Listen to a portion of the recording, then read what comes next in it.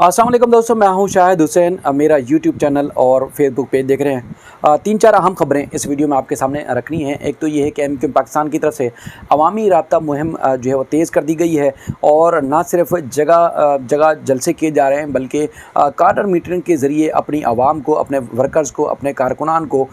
इस मामले से बाखबर रखा जा रहा है कि उनके साथ हो क्या रहा है और मुस्तकबिल में अगर जब भी इंतखाबात होते हैं तो वो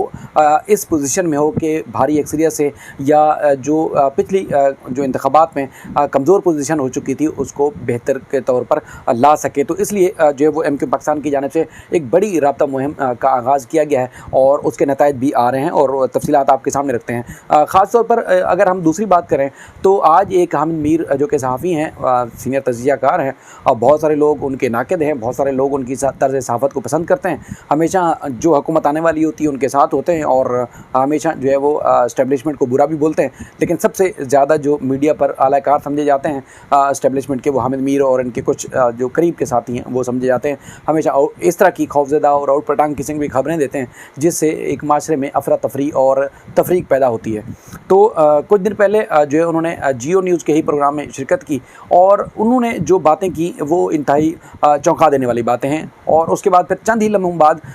ऐसा लग रहा था कि जैसे वो अपनी बातों को जो है वो झुठला भी रहे हैं। तो उनका जो पॉइंट था मैं कोशिश करूँगा कि वो पॉइंट आपके सामने रखूँ। और इसके साथ साथ एक और चीज़ है कि जिस तरह तासुर है कि जी पाकिस्तान तहरीक इंसाफ ख़त्म हो जाएगी और उसके बाद फिर चाहे वो इमरान खान है या उनके जितने भी सियासी कारकुन हैं, जमात है, वो मुकम्मल तौर पर तहस नहस हो जाएगी। तो उससे माजी में अगर देखा जाए तो माजी करीब में एमक्यूएम को ख़त्म करने की कोशिश की गई और एमक्यूएम आज भी अपने जोबन पर है और उनके वर्कर्स, उनके कारकुनान और उनके सपोर्टर्स आज भी एमक्यूएम को याद करते हैं। हालांकि उनके जो मुखालफिन हैं वो भी एमक्यूएम को उसी तरह ही तनकीद का निशाना बनाते हैं जिस तरह माजी में एक अपने जो एक हरीफ को जो है वो तनकीद का निशाना बनाया जाता है, हमेशा एक सियासी तौर पर जो टारगेट किया जाता है उसी तरह किया जाता है। अगर एमक्यूएम ख़त्म हो चुकी है, एमक्यूएम का कोई वजूद नहीं है, तो फिर एमक्यूएम के नाम लेकर या एमक्यूएम की ज़रूरत क्यों पेश आती है? जब जब आपको मेयर बनाना हो, आपको सूबाई गवर्नमेंट की सपोर्ट हो लेनी हो या उसके बाद फिर वफाक में, चाहे आप पाकिस्तान तहरीक इंसाफ की बात करें या फिर उसके बाद फिर मौजूदा सेटअप की बात करें या इससे पहले भी अगर बात करें तो यही बिलावल भुट्टो साहब जो कि वज़ीर ख़ारजा हैं, कुछ अर्सा पहले जो है वो अल्ताफ़ हुसैन साहब को अंकल बोलते थे और आज जो है वो इसहाक डार साहब को अंकल बोल रहे हैं। तो ये चीज़ें हैं जो कि ख़त्म ना होने वाली होती हैं क्योंकि हमेशा सियासी जमातें नज़रिए के ऊपर कायम होती हैं और नज़रिए पर कायम होने वाली सियासी जमात कभी भी तारीख उठा के देख लें, ना सिर्फ पाकिस्तान से बाहर भी कहाँ जहाँ जहाँ ये इस तरह की बातें की गई हमेशा उनका ख़ात्मा हुआ और पार्टियां जो है वो नज़रिए की जो बुनियाद पर कायम थी वो आज भी कायम दायम है। इसके अलावा अगर हम नून लीग की बात करें, हालांकि नून लीग का जिस तरह तर्ज़ सियासत है वो सबको खुद मालूम है कि जब अच्छे हालात होते हैं तो सारे जो है वो उनके जो लीडरान हैं वो उड़ान भर कर पहुँच जाते हैं और बड़ी बड़ी पोस्टों पर होते हैं और जो जेलों में जाने वाले हैं या सख्तियाँ और तकलीफ़ें बर्दाश्त करने वाले हैं अब वो आज भी मंजर पर से गायब है, लेकिन जब बुरे वक्त होगा तो वो सबसे ज़्यादा तकलीफ़ वही बर्दाश्त कर रहे होंगे। आप शायद खाकान अब्बासी की बात ले लें, मुफ्ता इस्माइल साहब की बात कर लें, साद रफ़ीक की बात कर लें और भी ऐसे दर्जनों जो रहनुमा हैं उनकी बात कर लें, उनका भी जो है वो भरपूर किस्म का खात्मे की कोशिश की गई लेकिन उनका भी खात्मा नहीं हो सका। इससे हट के अब अगर हम पीपल्स पार्टी की तरफ चले जाएँ तो ज़ियाउल हक के दौर में पीपल्स पार्टी का मुकम्मल तौर पर खात्मा हो चुका था। उसके बाद किस तरह पीपल्स पार्टी ने सर्वाइव किया, किस तरह जो जद्दोजहद की और उसके बाद आज भी पीपल्स पार्टी के वजूद को ख़त्म नहीं किया जा सका और उसके बाद फिर आप तो बेहतर पोजीशन में है, लेकिन माजी में ये भी कहा जाता था कि अब के बाद पार्टी जो है वो हमेशा के लिए ख़त्म हो गई, अब दोबारा इसका कोई नाम लेने वाला नहीं होगा। लेकिन आज आप देख सकते हैं कि पीपल्स पार्टी किस तरह जो है वो पोजीशन में है और किस तरह वो ये। और उसके बाद फिर ये जो एमक्यूएम के नाक़िद है वो भी बात करते हैं। वो क्या बात करते हैं कि देखें जी, इस्टेब्लिशमेंट का ख़ास तौर पर जो किरदार रहा है या ऐसी जो मुक़्तदिर हल्के या जो ताकतें हैं वो हमेशा 5 साल के लिए एमक्यूएम से प्यार करते हैं और 5 साल के लिए उनसे जो है उनको जो है उनसे नफ़रत करते हैं। यानी कि 5 साल एमक्यूएम को रगड़ा लगाते हैं और 5 साल एमक्यूएम से जो है प्यार करते हैं। एमक्यूएम की जब जब ज़रूरत पड़ती है एमक्यूएम को आगे रखते हैं और उसके बाद कहते हैं जी फ़लाँ जगह चले जाओ, कहते हैं जी फ़लाँ जगह चले जाओ, फ़लाँ के इत्तेहादी बन जाओ, फ़लाँ से निकल जाओ। तो एमक्यूएम के साथ ये चीज़ें होती हैं जो कि एक हज़ारों कारकुनान, हज़ारों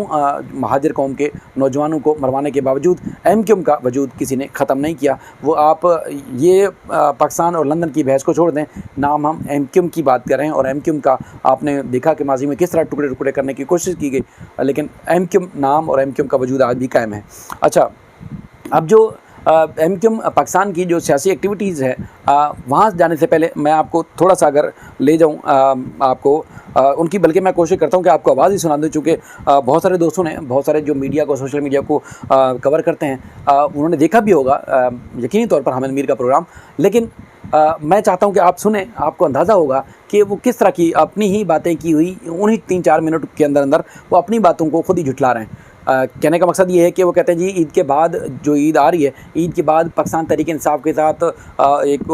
जिस मिलिट्री कोर्ट में उनका ट्रायल चलेगा उससे भी ज़्यादा बुरा होगा, और उसके बाद फिर इनके जो है वो पार्टी का खात्मा हो जाएगा, उससे भी कहीं ज़्यादा बड़ा होगा। अब ना जाने क्या बड़ा होगा, ये वो उन्होंने अल्फाज अदा नहीं किए। बाकी वो कहते हैं जी अगर मौजूदा सेटअप का जो बयानिया है, यानी कि तमाम PDM की, चाहे फजलुर रहमान साहब है, पीपल्स पार्टी है, या शहबाज शरीफ साहब है, वो उनकी बात पे अवाम यकीन नहीं करती। ये खुद हामिद मीर कह रहे हैं कि अगर वो उनकी बात पे कोई यकीन करता होता तो फिर लोग उनकी तरफ अट्रैक्ट होते, उनकी तरफ मुतवज्जे होते, लेकिन अवाम उनकी तरफ मुतवज्जे नहीं हो रही। और जो कुछ इनके साथ हो रहा है, उनकी बातों का लबल लबाब है कि मैं आपको खुद सुनाता भी हूँ।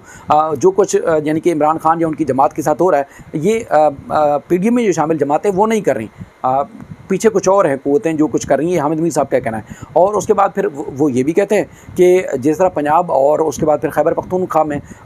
जो हुकूमत लाई गई निगरान, उसके बाद फिर उनकी एक्सटेंशन हो गई, और एक वक्त ये भी आएगा कि मुमकिन है कि अगस्त में ये जो मौजूदा असम्बली है वफाकी हुकूमत की जब ख़त्म होगी, निगरान हुकूमत आएगी, और फिर ये जो अपोजिशन जो हुकूमत में शामिल जमातें हैं, ये भी इमरान खान की तरह रो रही होंगी कि इलेक्शन करवाओ। तो यानी कि इसका मतलब ये है कि वो कौन सी उनकी बात दुरुस्त है, किस बात पे यकीन किया जाए, मैं तो नहीं समझ सका। आपको सुनाता हूँ, आप समझें कि वो कहना क्या चाहते हैं हामिद मीर। लेकिन क्योंकि ये बहुत ज़्यादा क्लिप वायरल है, तो मैंने सोचा अब तक ये बात इनकी पहुँचाऊँ कि ये चाहते क्या है। साहब, हुकूमत तो वाजे कर चुकी है। राना सनाउल्लाह साहब ने कल असेंबली में भी कहा, शाहजेब खानजादे के प्रोग्राम पे भी कहा कि अगर ये अदलिया सुप्रीम कोर्ट, मिलिट्री कोर्ट के खिलाफ कोई फैसला देती है तो उसको माना इसलिए नहीं जाएगा, उस पर इम्प्लीमेंटेशन नहीं होगी, क्योंकि 2 सीनियर जजेस कह चुके हैं कि ये तमाम बेंचेस जो बनाए गए ये गैर कानूनी है। तो क्या हम फिर से देख रहे हैं कि अदलिया और हुकूमत आमने सामने होगी, एक और आईनी बहरान होगा पंजाब इलेक्शंस के बाद? अब मेरा ख्याल है कि आईनी बहरान बहुत बड़ा लफ्ज़ है, लेकिन ये तो वाज़ेह है कि हुकूमत जो है वो अदलिया के इस फैसले को तस्लीम नहीं करेगी, और उसके बाद भी जो है वो लोगों की पकड़ दकड़ का सिलसिला जारी रहेगा। बल्कि मुझे लगता यह है कि ईद उल अज़हा के बाद इसमें बहुत तेज़ी आएगी, और अभी तक भी जो हुआ है तहरीक इंसाफ के साथ, वो बहुत से लोगों के लिए काफ़ी अनयूजुअल है, लेकिन ईद के बाद जो होगा वो बहुत ही अनयूजुअल होगा। तो इसलिए इसको फ़र्क नहीं पड़ता, सुप्रीम कोर्ट कोई भी फैसला कर दे। कोई अगर प्रोसीजर के हवाले से कोई टेक्निकल इश्यूज भी वो कहेंगे तो आप पहले भी किसी प्रोसीजर को फॉलो किया किसी ने। यानी कि इस्लामाबाद हाई कोर्ट एक आदमी की बेल लेती है, वो दूसरे केस में पकड़ा जाता है, दूसरे केस में बेल लेती है, तीसरे केस में पकड़ा जाता है। प्रोसीजर तो कोई नहीं है ना। तो ये एक टिपिकल तरीका है जो पहले इमरान खान के दौर में भी इस्तेमाल किया जा रहा था कुछ लोगों पे जी, और अब वही तरीका जो है इमरान खान पे इस्तेमाल किया जा रहा है। लेकिन ईद उल अज़हा के बाद फिर आपको याद आएगा जनरल ज़ियाउल हक का ज़माना। अच्छा, और हामिद साहब, क्योंकि आप पहले भी ये बात कर चुके हैं कि इमरान खान को अब तक समझ नहीं आ रही है कि उनके साथ क्या क्या हो सकता है आने वाले वक्त में, तो जो आप कह रहे हैं ईद उल अज़हा के बाद मज़ीद सख्ती होगी, तो क्या ये वही वक्त होगा जब इमरान खान के हवाले से वो खुद भी कह चुके हैं कि मुझे नाअहल किया जाएगा, मेरा ट्रायल मिलिट्री कोर्ट में करवाने के चक्कर में है? ये छोटी चीज़ें, ये छोटी हैं, फिर क्या होने जा रहा है भाई साहब? देखिए ना, मैं तो उन चीज़ों के हक़ में नहीं हूँ। मेरा ख्याल है कि किसी सियासतदान के ख़िलाफ़ आप उसको नाअहल करार दे दें, उसको गिरफ़्तार कर लें, फ़ौजी अदालत में मुकदमा चला दें, तो सिर्फ सियासतदान के ख़िलाफ़ ही कर सकते हैं ना आप। इससे ज़्यादा बड़े कौमी जराइम जो हैं वो इस मुल्क में डिक्टेटर्स ने किए हैं, उनके साथ नहीं होता। तो ये एक मेरा पॉइंट ऑफ व्यू है। बहुत से लोग इससे इत्तेफाक नहीं करेंगे, लेकिन गिरफ़्तारी और नाअहली ये कोई इतनी बड़ी चीज़ नहीं है। ये पाकिस्तान में बहुत से सियासतदानों के साथ हो चुका है, इवन उन सियासतदानों के साथ हो चुका है जिन्होंने पाकिस्तान बनाने की तहरीक में हिस्सा लिया। लेकिन मुझे लगता यह है कि इमरान खान के साथ कोई इससे ज़्यादा होगा। तो आपको लगता है कि इतनी स्पेस होगी इमरान खान के पास कि अगर वो बाहर नहीं भी हो, वो नाअहल हो भी जाए, तब भी उनकी पार्टी किसी न किसी लेवल पे इलेक्शन लड़ी होगी, चाहे वो शाह महमूद कुरैशी के सूरत में हो, जो अभी तक पार्टी में भी हैं, वाइस चेयरमैन भी हैं, लेकिन जेल से बाहर हैं? देखिए, मुझे ये लगता है कि ये इमरान खान साहब ने कोई कमाल नहीं किया है। इस वक्त इतना कुछ उनके साथ हो गया है उन पे इतने मुकदमे बन गए हैं, उनके इतने बंदे टूट गए हैं और इतने लोग उनको छोड़ के चले गए हैं, इसके बावजूद वो अपनी जगह पे खड़े हैं। इसमें उनका कोई कमाल नहीं है। जो भी कमाल किया ना वो रूलिंग कोलिशन का है, उसकी पॉलिसीज़ जो है वो इतनी कमज़ोर हैं, उनको कोई लीडर ऐसा नहीं है जो को बात कहे तो पब्लिक उस पर यकीन करे। तो हुकूमत की कमज़ोरियाँ जो हैं वो इमरान खान की ताकत हैं, और इमरान खान साहब जो हैं वो आने वाले दिनों में भी मुझे लगता है कि बेनिफिशरी होंगे इनकी कमज़ोरियों के। लेकिन अब इस वक्त जो वो जिस सूरत हाल से दो चार हैं, तो उसमें शहबाज शरीफ साहब का या जरदारी साहब का या मौलाना फजलुर रहमान साहब का तो कमाल नहीं है ना, वो तो सारा बाकमाल लोगों का है। तो आगे भी जो होने वाला है वो उसमें इनका, नून लीग का, पीपल्स पार्टी का, बाकी पार्टियों का कोई किरदार नहीं है। बल्कि हो सकता है कि ये जब इस असम्बली की मुद्दत ख़त्म हो जाए अगस्त में और ये हुकूमत ख़त्म हो जाए और एक मरकज़ में निगरान हुकूमत आ जाए, तो फिर वो निगरान हुकूमत भी उसी तरह से उसको एक्सटेंशन मिल जाए जैसे कि पंजाब और KPK की हुकूमत को मिली है। और फिर ये पीपल्स पार्टी, नून लीग, PTI, ये सारे एक ही सफ़ में खड़े होके महमूद व अयाज की तरह कह रहे होंगे कि यार ना कोई बंदा है ना कोई बंदा नवाज, और अल्लाह के वास्ते इलेक्शन करा दो। तो अब ये है कि जनाब अब इनकी खुद अपनी बातें ये हैं कि एक तो तहस-नहस कर दिया, यानी कि नाअहली से भी ज़्यादा, कोर्ट मार्शल से भी ज़्यादा, मिलिट्री ट्रायल से भी ज़्यादा उनके साथ कुछ होगा। दूसरा ये है कि हुकूमत की कमज़ोरी इमरान खान की जो है वो कामयाबी है, और उसके बाद फिर एक ही लाइन में खड़े हो जाएंगे आखिर में, वो ये खुद कहते हैं। तो अब कौन सी बात दुरुस्त है, अब ये तो शायद वो भी वजाहत ना कर पाएँ, कहना क्या चाहते हैं ये बिल्कुल अंदाज़ा नहीं है। दूसरा अगर MQM की बात करें, चूँकि MQM हमारा बड़ा एक बेहतरीन सब्जेक्ट है, तो MQM ने जो है वो जिस तरह राब्ता मुहिम का आगाज़ किया हुआ है, इसी तरह आज जो है वो लियाकताबाद में, चूँकि लियाकताबाद में MQM का हमेशा गढ़ रहा है, लियाकताबाद के इलाके, तो आज खालिद मकबूल सदीकी साहब ने यहाँ खिताब किया और दीगर जो रहनुमा हैं उन्होंने भी खिताब किया, और ख़िताब में जो है वो भरपूर किस्म की जो है मौजूदा हुकूमत और ख़ासतौर पर पीपल्स पार्टी की जो हुकूमत है उसके ऊपर उन्होंने तनकीद की। उन्होंने कहा था कि